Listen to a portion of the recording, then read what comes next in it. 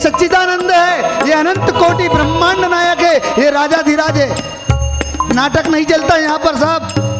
नाटक करोगे तो नाटक नौटंकी आपके जीवन में रहेगी, लेकिन उसके चरणों में चरणी तुझा ठही चरणी तुझा है। बाबा तेरे चरणों में रहना चाहता हूँ, तेरी शरण में रहना चाहता हूँ,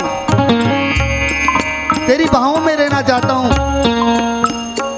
क्या क्या है, जीवन बार बार मिलने वाला है। इसलिए बच्चों से कह दिया कि मैं तुम्हारा पिता हो सकता हूँ सांसारिक, एक समय मैं भी धोखा दे सकता हूँ, लेकिन वो परमात्मा कभी धोखा नहीं देगा। मुझसे प्यार करो ना करो, लेकिन मेरे परमात्मा से पूर्ण प्यार करना, क्योंकि मैं भी अगर धोखा दूंगा तो मेरा कान पकड़ने की ताकत मेरे साईनाथ में है। तुम बच्चे हो, तुम मेरा कान नहीं पकड़ सकते हो, लेकिन मेरा परमात्मा, मेरे बाबा जी मेरा कान पकड़ सकते।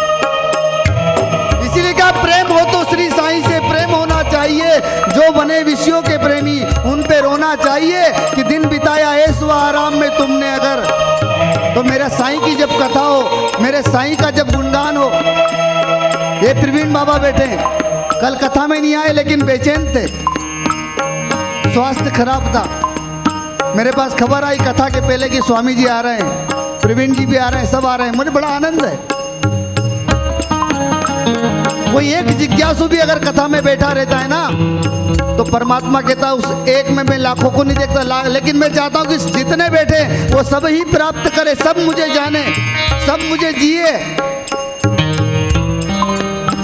इसीलिए बाबा ने साधारण रूप बनाया। बाबा को बूढ़ा मत समझना भाई, ये विश्व रूप है, ये ब्रह्मा भी है, ये विष्णु भी है, महेश भी है, ये नानक भी है, ये ईसा भी है, अल्लाह भी है, ये ज्ञानेश्वर महाराज भी है, मुक्ताबाई भी है, जनाबाई भी है, ये पांडुरंग भी है। बोलो पांडुरंग भगवान की जय। शिरडी माझे पंढरपुर, साईं बाबा रमावर। शिरडी पंढरपुर है और बाबा राम का अवतार है। रघुकुल रीत सदा चली आई, प्राण जाए पर वचन न जाए। अपने वचन के खातिर अपने प्राण तक देने की ताकत रखते हैं, वैसा परमात्मा है, वैसा मेरा साईं है। तात्या दौड़ा दौड़ा गया, बोले बाबा बाबा माँ के प्राण निकल चुके। बाबा ने कहा ये तो प्रकृति का नियम है, सबको मरना एक दिन। नहीं नहीं बाबा, आपसे कुछ कहना चाहती है। भक्त का भाव, बाबा का हाथ पकड़ा है, उस मुर्दा शरीर के पास जब लाए गए, बाबा के मुख से शब्द निकला है माँ। और कौन सी माँ? जब शिरडी में प्रथम बार बाबा आए, उनको देखने के लिए अनेक नर नारी गए।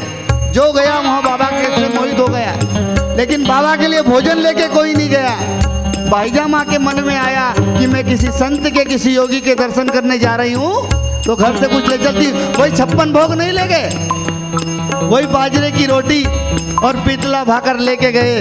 जैसे ही बाबा के सामने रखा है, आँख बंद थी, जैसे ही भोजन को देखा है, बाबा की आंखें खुली। बाबा ने कहा कि माँ।